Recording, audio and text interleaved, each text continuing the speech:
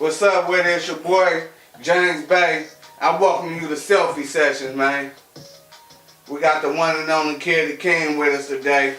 Introduce yourself, man. What's good? It's your boy Kid Akeem, coming out of Kansas City, repping Houston, man, all day, every day. I'm chilling here with Selfie Sessions with my boy Jamesbay and Houstonmediaexposure.com. Fuck with us, man. Man, what's going on with the man kid, man? How you doing this evening? Man, lovely, man. Blessed. Can't complain, man. Already, man. Now I heard you mention you was from Kansas City, man. How you end up out here in Houston, man? Working, man, grinding, wanted something better for myself, man. I done moved around the country, man.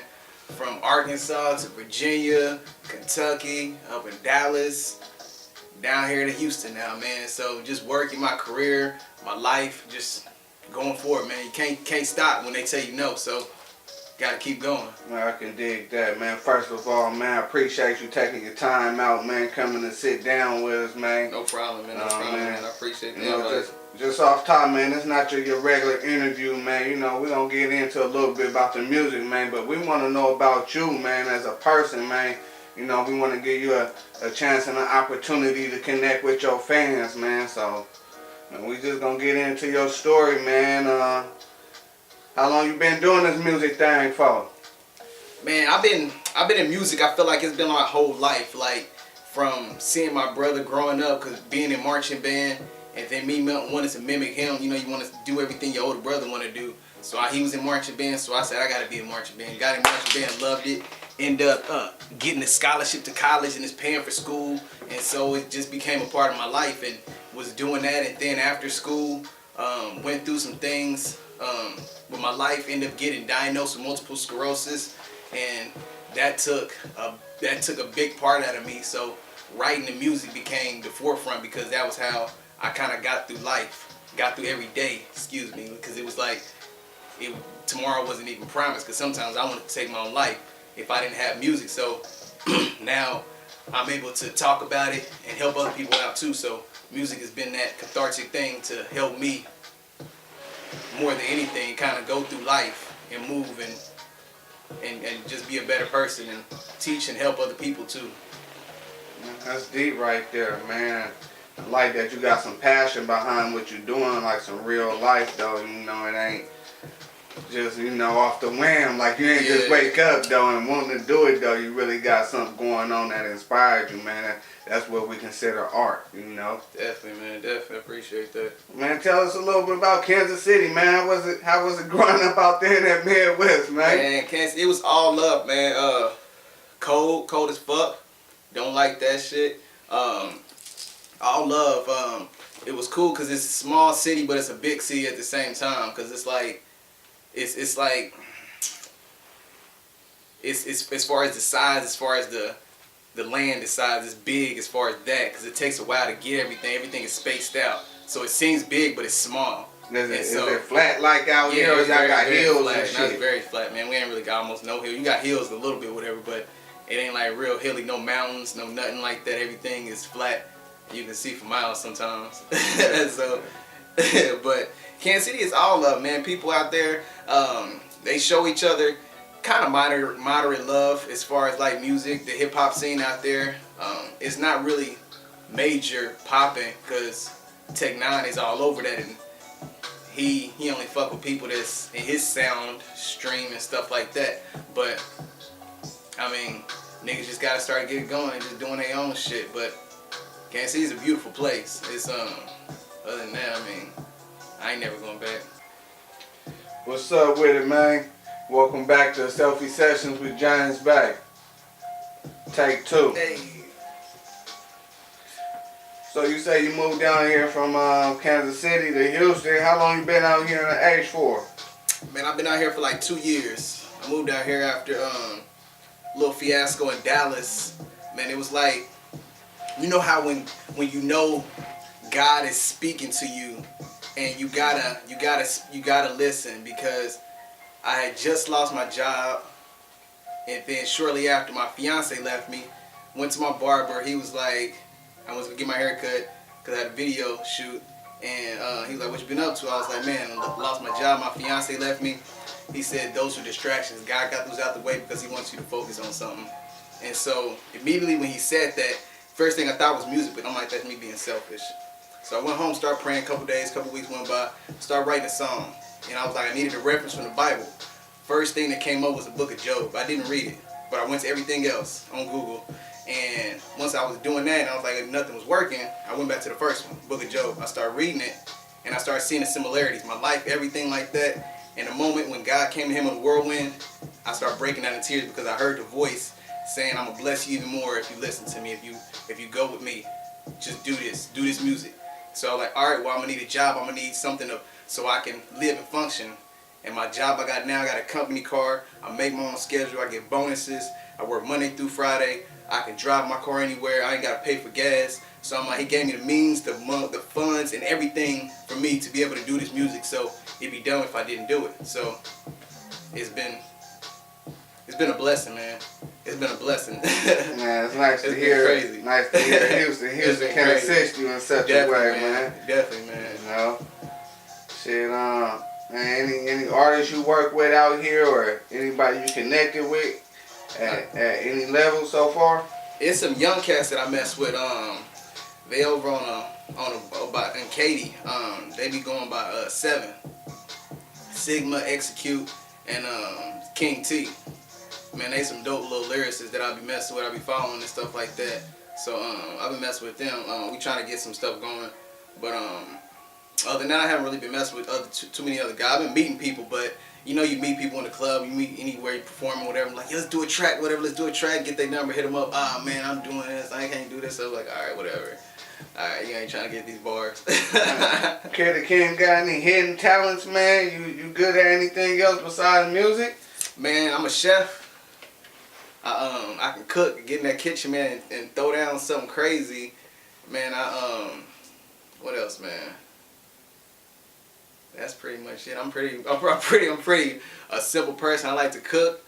I can sing a little bit, not too much though. But other than that, man, I'm pretty. Music is like everything. Play instruments, so 5, 6 different instruments. You know, what instruments you play, man? That's pretty dope. The trombone, the baritone, the trumpet, French horn. So what you can play anything, or you just got a couple songs you can play, or you? I can play it by ear. I can just play the instruments.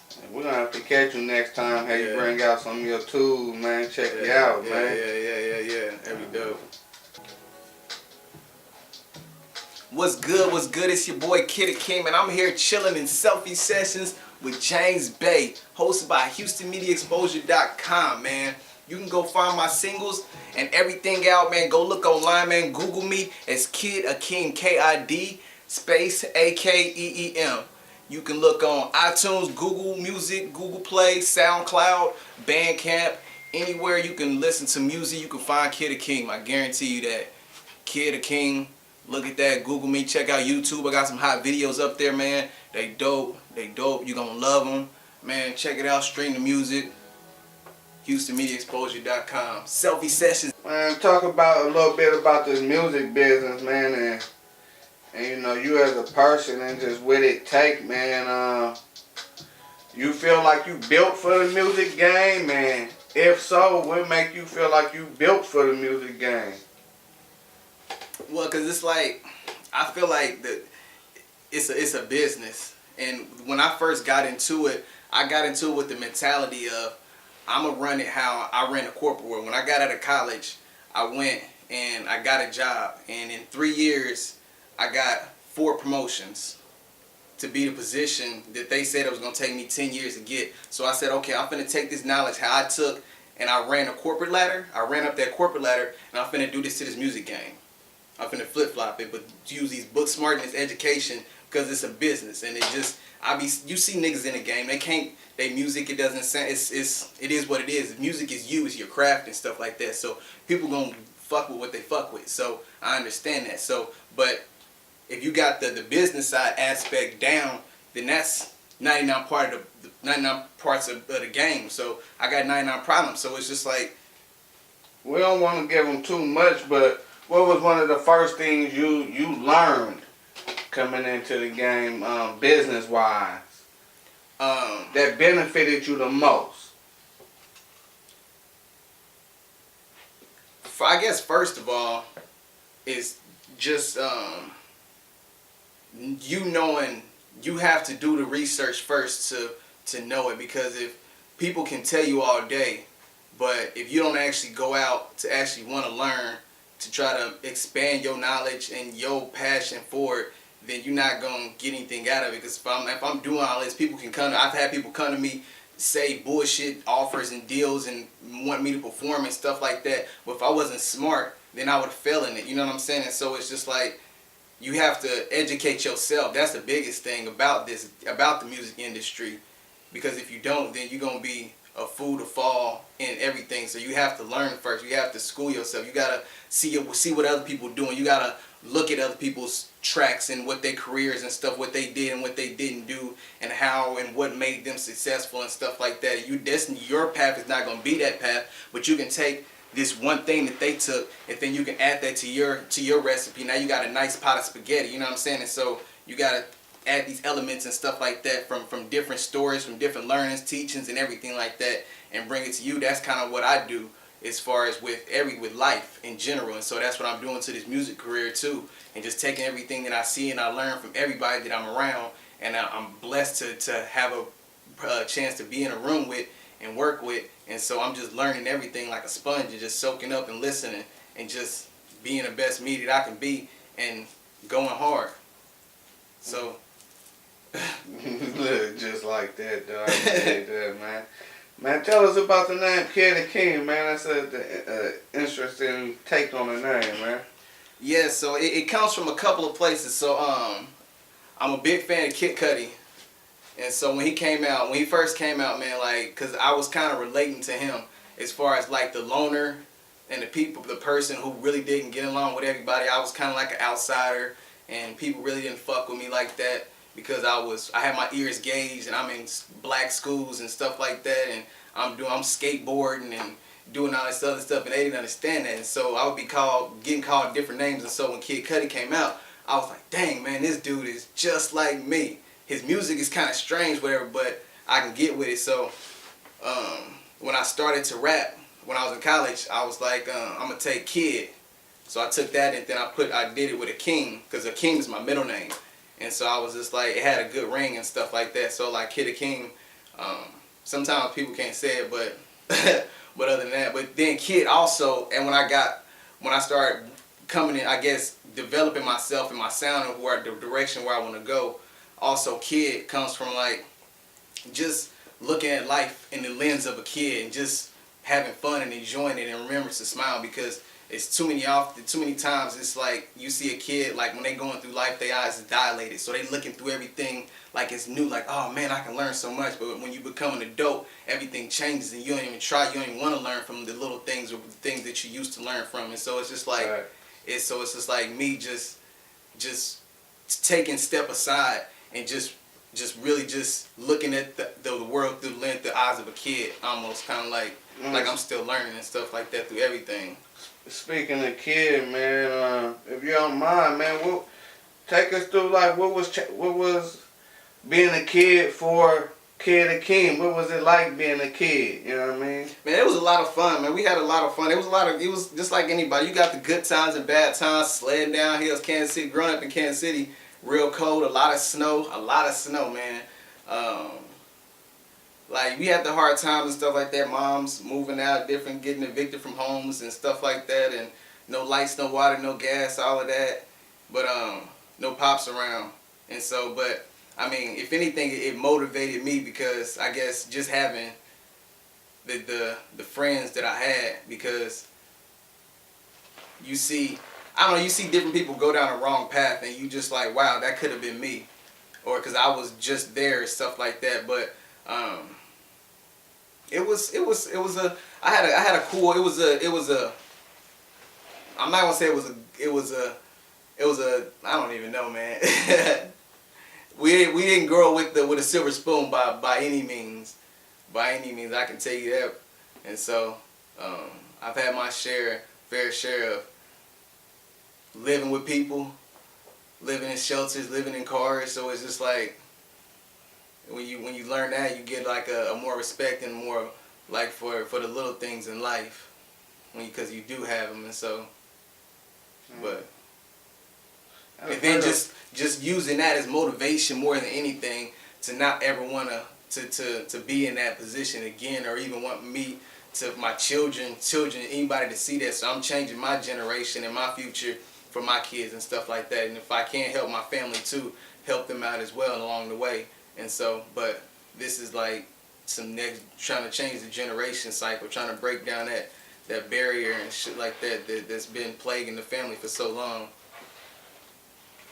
That's pretty deep right there, man. Sound like a nice childhood, man. It was mixed up with a little bit of the struggle, man. You know what I mean? It's all real, man. If you ain't lived life, man, you ain't been through the struggle. You know, people always say once we reach a certain plateau or something, man, we forget about them, or, you know, man, you know, even though, you know, you might have somebody that's doing their thing, that you're like, damn, man, motherfucker don't ever mention me or something like that, man, you know. Yeah. But while we on some old school, man, is there anybody that you might want to take this moment and just shout them out and mention them? Like, man, I ain't forgot about you, you know what I mean? Man, I got some people, man. My one of the guys, man, my cousin Rico. He like my best friend. I met him when I was in the 3rd grade. We had moved into this neighborhood, and then we had just moved in. We moved the truck. I just left, and he came knocking on the door. Mama opened the door, was just like, I seen you have kids, can they come out and play? And so I was just like, Mom was like, yeah, cool. So we went out and played. So we've been friends ever since then, and we still cool. That's still like my ace boom coon. So I want to shout out Rico. Shout out to Rico, Guy Time, man. That's the homie, man. Salute to you, man, doing your thing. He got some tracks, man, some bangers that, man, he got some heat.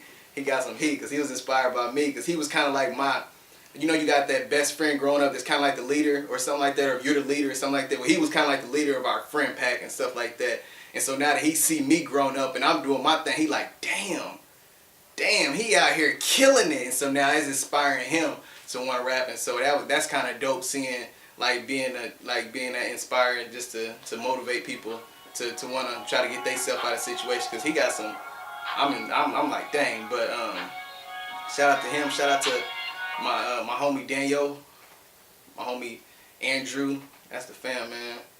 Antoine, man, that's the family. Man, I got a close little circle, whatever. But yeah. So, I mean, we just wanted to take a second though and shout him out though, man. He didn't forget about y'all, man. When he get on, he coming back for you. Yeah. Oh man, that's dope, man. That's dope. Shit, man, is there anybody out here in Houston that you look forward to working with?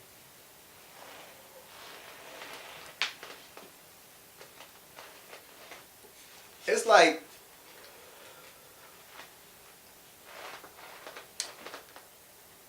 I'm more excited just to meet people and just to be around and like kind of like just absorb, because it's like I want to work with everybody. Shit, if I can get the opportunity to. Shit, it was good hollering at you, man. I appreciate you coming through, man. Thank you. You know what I mean? See, you got that good over there, man. You already know, man.